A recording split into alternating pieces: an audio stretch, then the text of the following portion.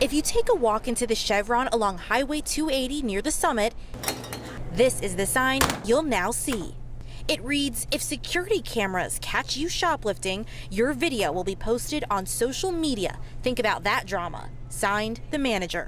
This camera right here, it covers this whole aisle. That manager, Nora Molinex, says she's tired of seeing scenes like this. And they would just, in the purse. She's seen an uptick in thefts in recent months. 2 o'clock during the day. I'm like, really? Many in broad daylight. And I got so aggravated one day that I actually just wasn't thinking, grabbed my truck keys and went after them down 280 to get a tag or something, you know, and I got to thinking, man, this is crazy. I said, this is an easier method, and I think it will cause them more drama than me chasing them down 280. That method, the threat of a tweet or Facebook post. Can you imagine a grandmother sitting there watching her grandson just walk in the store and grab a case of beer and walk out? You know what that grandmother's gonna do. So I'm kind of waiting to see, you know, who wants to be the first star in their grandmother column. Nora says you better think twice before stealing something off of these shelves. Otherwise, you face some unwanted 5 seconds of fame. If you want some drama, come on in here and I'm gonna post you. You know, if I catch you, it's gonna get posted. Officer Matthew Peoples is banged up a bit, but says he's very lucky to be okay. He wears a brace on his wrist.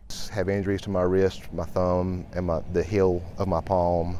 My neck's still sore. The accident happened when Officer Peoples was parked on the side of the street right near the intersection of Cahaba Heights Road and Blue Lake Drive. Lights are still on. I'm off the roadway.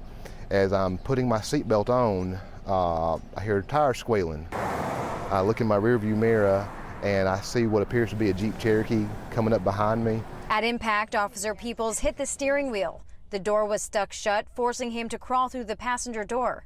The driver of the Jeep wasn't hurt. Investigators say he wasn't paying attention. He might have been texting or doing something that distracted him and took away from him concentrating on the roadway.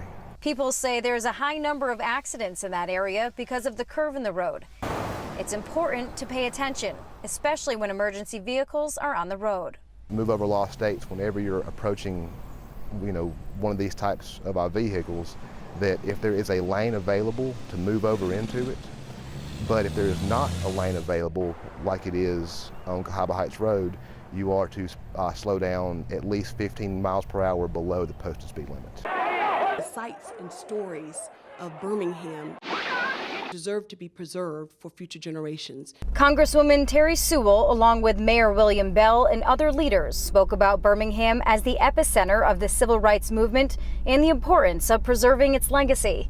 They called on the president himself to take action. We call for President Obama to designate the Birmingham Civil Rights National Historical Park. Women of the civil rights movement were there to tell their story in the fight for equality. I am Carolyn Mall McKinstry. I am a survivor of the September 15, 1963 church bombing. The Birmingham Civil Rights District includes a 16th Street Baptist church where a bombing in 1963 killed 4 young girls. Another historic landmark is Kelly Ingram Park.